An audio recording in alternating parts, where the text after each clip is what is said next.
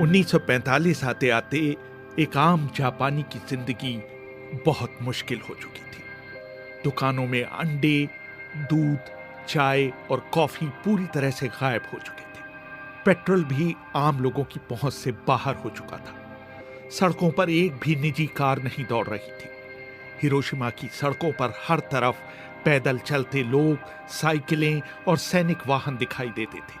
6 अगस्त 1945 की सुबह 7 बजे जापानी रडारों ने दक्षिण की ओर से आते एक अमेरिकी विमान को देख लिया।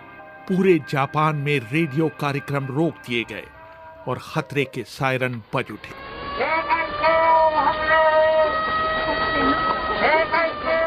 इस जहाज को हिरोशिमा के मौसम की टो लेने भेजा गया था। जापान में तब तक पेट्रोल की इतनी कमी हो चुकी थी कि उस विमान को रोकने के लिए कोई जापानी विमान नहीं भेजा गया। अमेरिकी विमान ने पीछे आते विमानों को कोडेड संदेश भेजा, ऑल वेल। 8 बजते बजते खतरे के सायरन बजने बंद हो गए। 8:09 पर B-29 एनोला गे विमान उड़ा रहे कर्नल पॉल टिबेट्स ने इंटरकॉम पर घोषणा की, अपने गॉगल्स लगा लीजिए और उन्हें अपने माथे पर रखिए। ठीक 8:13 पर एनोला गे के बॉम्बार्डियर मेजर टॉमस फेरेबी के हेडफोन पर कर्नल पॉल टिबेट्स का संदेश सुनाई दिया, इट इज ऑल योर्स। फेरेबी को जैसे ही अपना लक्ष्य अओई ब्रिज दिखाई दिया, वो चिल्लाए, आई हैव गॉट इट। ठीक 8:15 पर एनोला गे से नाक के बल little boy atom bomb Hiroshima के ऊपर गिरना शुरू हुआ। इसको नीचे आने में पूरे 43 सेकंड लगे। तेज हवाओं ने उसका रुख अपने लक्ष्य अओई ब्रिज से 250 मीटर दूर कर दिया और वो शीमार सर्जिकल क्लिनिक के ऊपर फटा।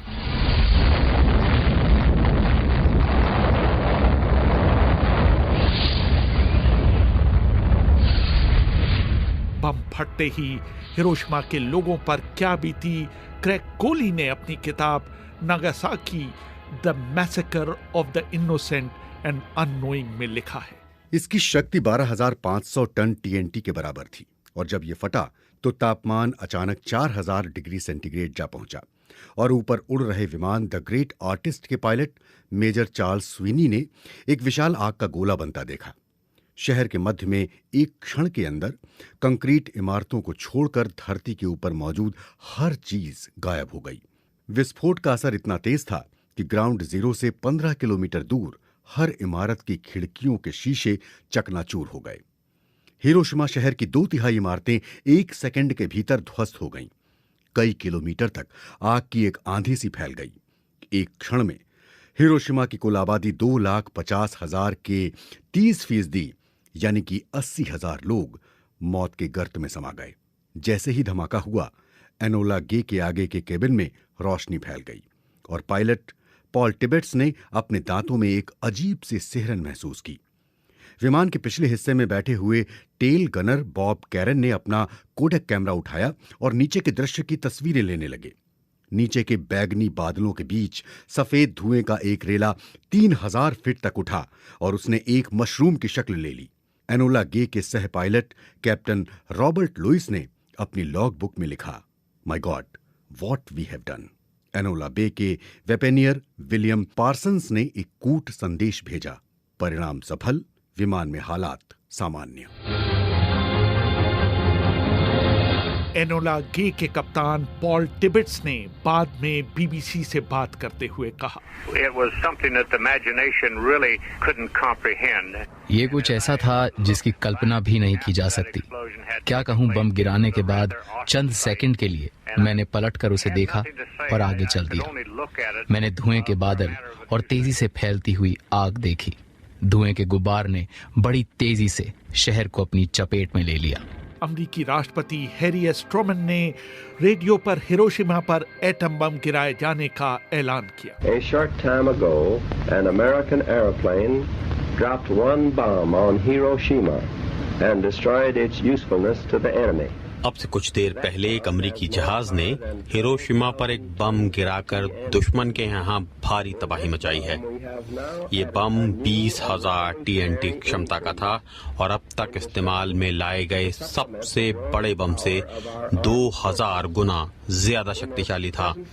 इस बम के साथ ही हमें हथियारों की श्रृंखला में एक नया क्रांतिकारी विध्वंसक हथियार मिल गया है, जो हमारी सेनाओं को मजबूती देगा। इस समय इस बम का उत्पादन किया जा रहा है, साथ ही इससे भी ज्यादा खतरनाक बमों पर काम किया जा रहा है।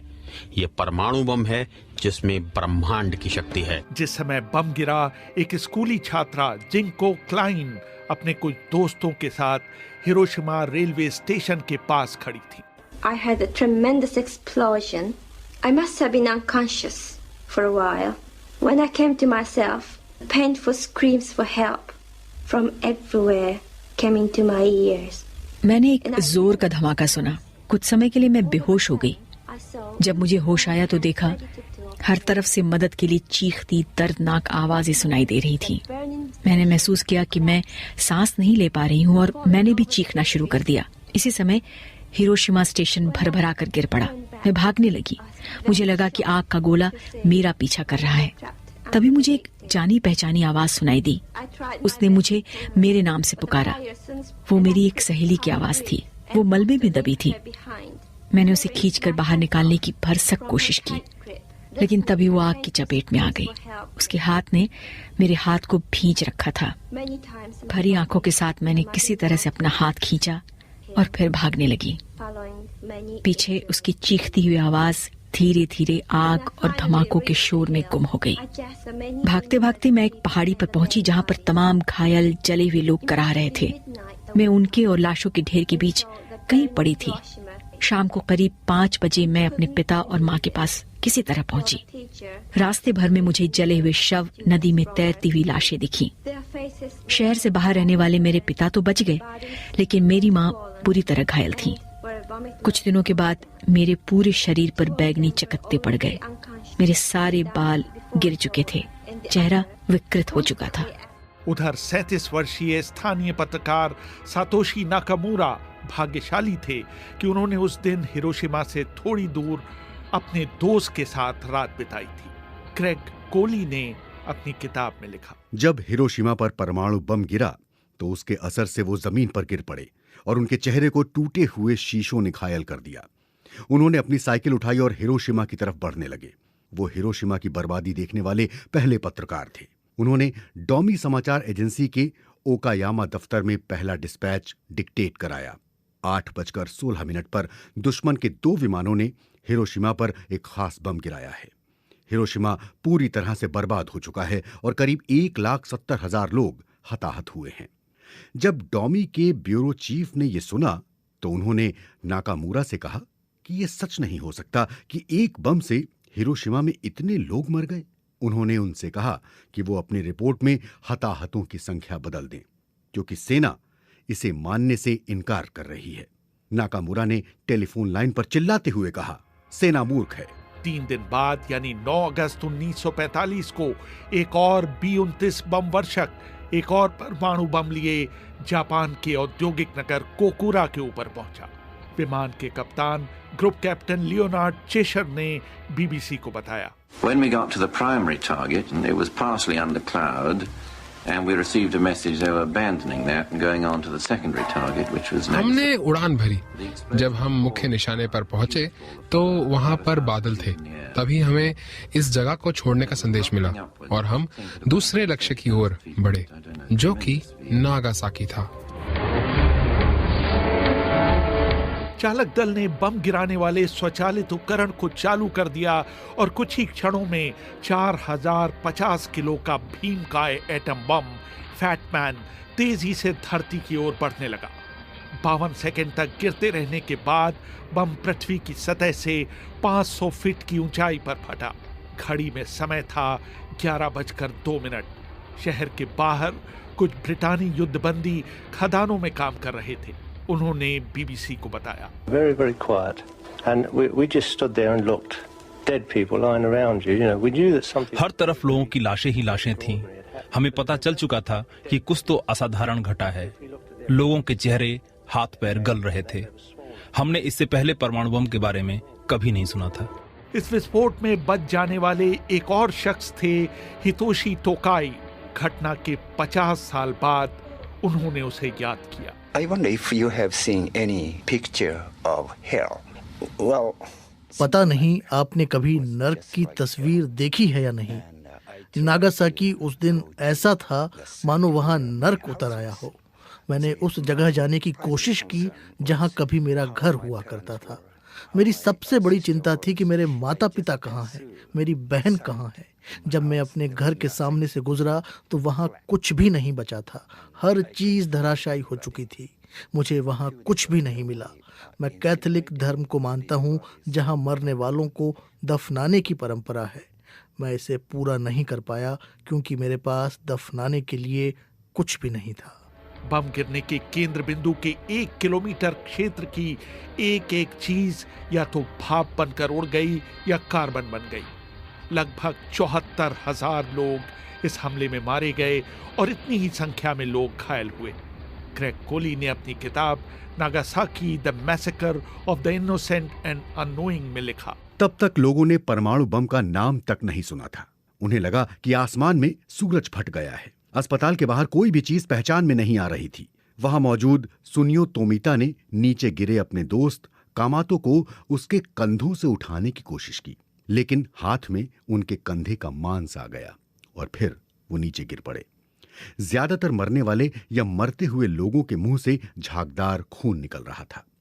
तोमिता उनके बीच जाकर उन्हें पानी देते हुए उनका हौसला बढ़ा रहे थे, लेकिन थोड़ी देर बाद वो और प्रोफेसर सिकी ही जिंदा बचे थे। उनके चारों ओर करीब 20 लाशें बिछी हुई थीं। जहां तक देखो आग की लपटें उठती हुई दिखाई दे रही थीं। विस्फोट स्थल से करीब 1,500 मीटर दूर एक टॉर्पीडो फैक्ट्री में मित्सुई तकीनो भी जमीन पर गिरी बेहोश पड़ी थी। उन्हें जब होश आया तो उन्हें चारों ओर लोगों की चीख पुकार सुनाई दी। उनके ऊपर ढेर सारा मलबा गिरा पड़ा था।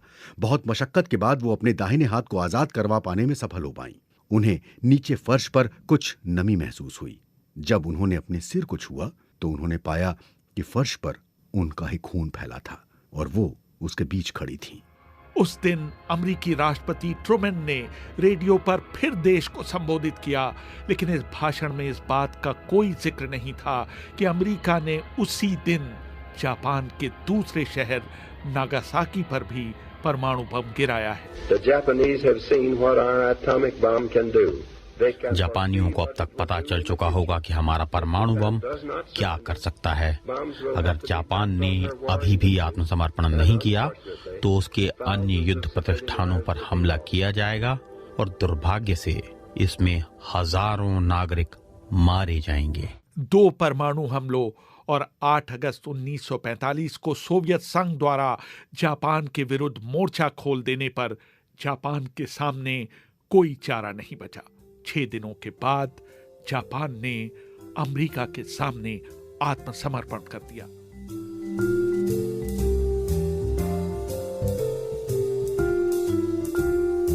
रेहान फजल, BBC, दिल्ली।